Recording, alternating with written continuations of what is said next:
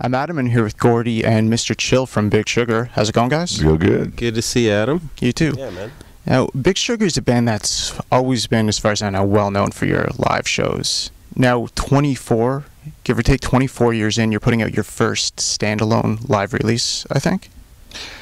What? Yeah, that's true. There have been live songs released in the past, but never an entire show.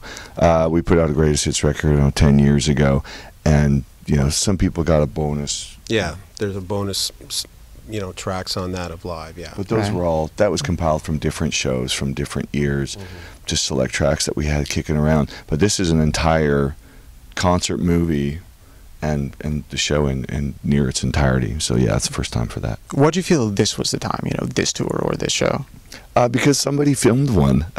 Honestly, it sort of came to me as a surprise. It was like, oh, what are all these cameras doing here? Oh, this local production company wants to shoot the show, and they want to put out 2 songs on a show called Arbor Live or something. And we're like, well, far out, cool, man, go ahead. And they gave me all the footage afterwards, and I put it together, edited the video and mixed the audio and made a movie out of it.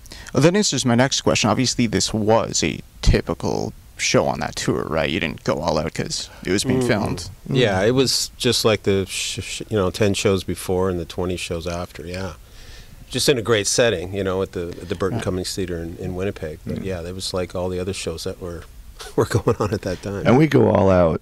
Whether someone's watching or not, actually. I mean, what was the vibe like? Because there wasn't the first reunion tour. That was last year after Revolution Per Minute came out, right? Yeah, no, that was on that reunion tour. Yeah, man. That was the first. Yeah, that was on the. It sounds like you didn't miss it. It was like on the Revolution Per Minute tour. Yeah, man. We had done a bunch of shows the summer before. Of course, we'd made the record together, so it wasn't completely uncharted territory for us, and like Kelly said, we had about 10 shows under our belt on the tour prior to that date. At least 10 shows, maybe 10, 15 shows probably by then. Okay.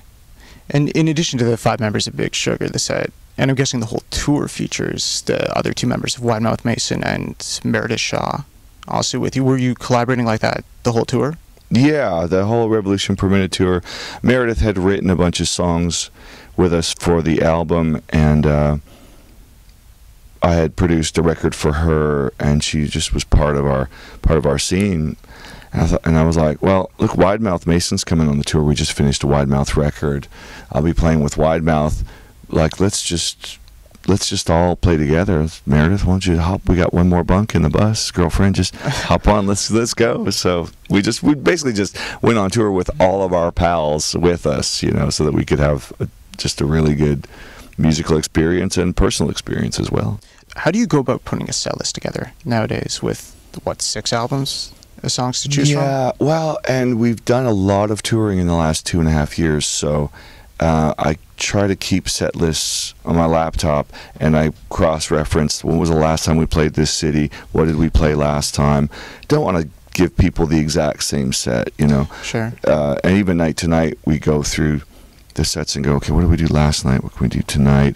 You want to pull stuff from, we try to get obscure stuff from our own catalog to put in, jams of other songs that we just happen to know. You want to play the hits that people paid to hear you play too, so yeah, it's a bit of a just creating delicate creating balance. A balance, really. Yeah. How many songs are there that you have to play every night? Because you've had some hits that even casual fans know. Here's the thing, Adam. We only do this because we want to. We are not compelled to do it by anything or anybody. We want to make the crowd happy, but I promise you, the day I get tired of playing digging a hole again, I'll go away again. That's it, You should have expected that answer. You should have expected. And a pattern of behavior. I probably know the answer to this next one too, but at shows, do you feel like you're working a little bit to introduce old fans to some new stuff, or vice versa? Or is it working at all, really? It doesn't feel like working at it. I'm pretty understanding with fans, when I'm playing them new music. Obviously you're not going to get that spark of recognition, but our fans are super loyal too, and when we introduce a brand new song that's not even on the radio yet, I would say that almost overwhelmingly, the crowd response is almost bigger for the new one because they're like, "Wow, we got to hear a new song." You know, so that's a really fortunate relationship that we have with our fans, I guess. That they're really accepting of that. I think it's the same as when you guys play cover songs. I mean, on Eliminate, yeah, there's a Rush song, and something from that to Sensimilia to the song I think you co-wrote with the Trues. I mean, that's pretty eclectic mix, just stuff that fits in. It makes it seem like a celebration of music. Yeah, every show is like that. That we pride ourselves on how we fit in. Even parts of old Big Sugar songs, and then put cover songs on top of those songs. Yeah, I mean that makes it really interesting for us every night too. Eliminate, the song is that a brand new song? Yeah, it was included on this. Did you get it ready just for this release? That song was written by Al Tuck. Okay.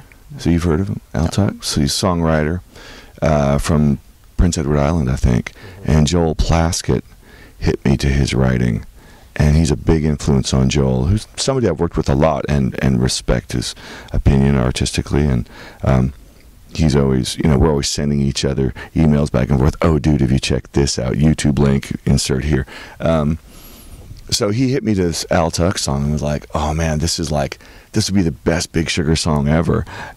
Which I thought he was joking at first. And I listened to it for about a year, maybe longer. And I was just... anybody I could make sit and listen to it, like, "Dude, you got to hear this song. This is going to be the new Big Sugar song." And I finally just got in the studio one day and went, "No, that's it. Today's that day. I'm really doing it. You guys thought I was fooling. I'm not fooling. This is really going to be our new song." So we did it. It sounds like a Big Sugar song. I actually didn't know there was a cover, but interested to check out the original. I mean, the original sounds nothing like it, but really? I envisioned it as soon as I heard it. That's just the way I heard it. As soon as I heard it, I was like, "Oh God, that's." Yeah, like classic roots reggae, cool melody, and Yeah, from what I've checked that through a mutual friend, checked out Al for a few years, and he writes. That sounds cliche to say what category to put him in, but Al writes songs like just as the way Gordie described this one. It does. I mean, I'll give Gordie a lot of credit to hear the kind of roots reggae vibe in it. Gordie just kind of took it to where, maybe Al wouldn't have, I guess he would have taken it there in the first place, but you can tell Al listens to reggae, and you can tell Al listens to pre-war blues and jazz and music hall and folk, everything. And so he puts it out there. Like, he's been making records for a long time. And so... we become big Al Tuck fans as a result of one song, just checking that one song out. I've really dug into his catalog. Yeah. Gonna take him on tour anytime? Hey, never thought of that, right? It crossed our mind. Yeah, man. I mean, we have lots of different avenues for making music. I mean, everybody in the band has other musical things going on too. Mr. Chill's got his own thing going on. I've got Wide Mouth Mason and Sit Down Servant and Grady and Big Sugar. There's lots of opportunities to put people together. Something we've done a lot recently. We took a gentleman by the name of Willie Williams on tour with us, who's a big influence on my music, is one of my favorite reggae artists of the 70s and early 80s. And it wasn't till a couple of years ago I discovered that he was a good friend of our bass player, Gary. They grew up together in Kingston, Jamaica. So we got a hold of Willie and took him in the studio, recorded one of his songs over a Big Sugar track, and released that on iTunes. It's called Bust No Guns.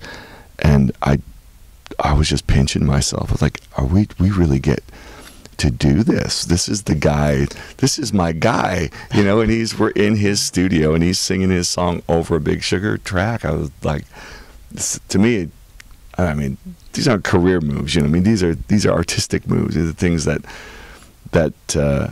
keep you inspired and moving forward. So we recorded that and put it out, and then I asked him if he wanted to go on tour with us. His manager was kind of like, "Well, Willie would like to open for you guys on tour." I'm like, "I'm not going to have any such thing. Willie Williams isn't open for me. He can be in Big Sugar. We'll play songs with him." So during our set, it just interspersed with Willie just walks up to the front and starts singing on one of our songs, and we just roll with it, and it's made an incredible tour for us. And are the fans receptive to that? Because, you know, they might not know him, but just musically, can you tell they respond the same way you do? Instantly. Yeah, man. As soon as he walks up the front, he's wearing his white tracksuit or whatever, his dreadlocks down there, and he starts dancing around the front of the stage, and people just light up for him immediately. And he's got such a compelling voice, even if you've never heard it before. As soon as you hear it, you know you're hearing something really singularly, I don't like to throw this word out too often, but it is awesome. When you hear a voice like that coming through the PA system, it makes you go, that sounds biblical. I mean, it's huge sounding. It gets your attention. Got my attention. It moves you. Yeah, and I think Willie, I mean, just from my perspective, just on a certain side of the stage, like, I can't take my eyes off him, you know, when he comes out and performs. And the only way I ever knew him was through Gordie and Gary and heard him on records, you know. And now to see that, realize, yeah, the crowd really are captivated by him. I am too. I mean, he's very engaging on stage. He has a really warm feeling, expressive feeling that's got great vibes in it from the minute he grabs the mic, you know. So you've been converted as well? Yeah, that's true. All right, last question for you guys. How has Big Sugar managed to stay trend-proof? Trend-proof? The way I see it. Yeah, because when you guys came out, I mean, there were no bands, at least on Much Music, that I knew of, kind of in the same realm. By definition, that's how. I mean, oh, is that just sticking with what you do, kind of? Yeah, I when I joined the band, I remember, you know, I've maybe said this more than once. I'm sure I have, but I said to Gordie, "How are you pulling this off? You don't. I really dig what you do, but I don't. Why are all these like we would be following any band you could name in the '90s into a venue, and I go." Look who's coming. Look who's just here, and look who's coming after us. You're fooling people because but that's why we were that's why we were trend proof, because I think we weren't.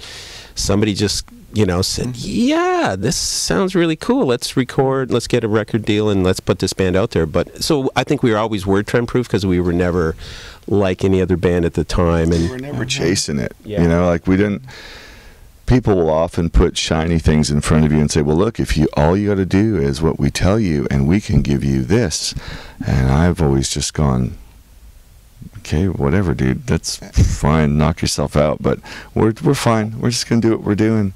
I only care about the music we care about, and we just want to share that with people, and as it turns out, people like it. If they didn't like it, I'm not sure that would necessarily change what we do. You know what I mean? Makes sense. Just a lot of music listeners agree with you. So yeah, they seem to be out there. Yeah, they seem to be out there to keep us viable so we can go out and play. You know. Right. Well, hopefully you keep doing it for the next 24 years or so, give or take. We'll see what I can do about that. Thanks, right Gordie. Adam. Great to meet you. Good to see you again, man. Thanks, Adam. Thank you. Yeah, man.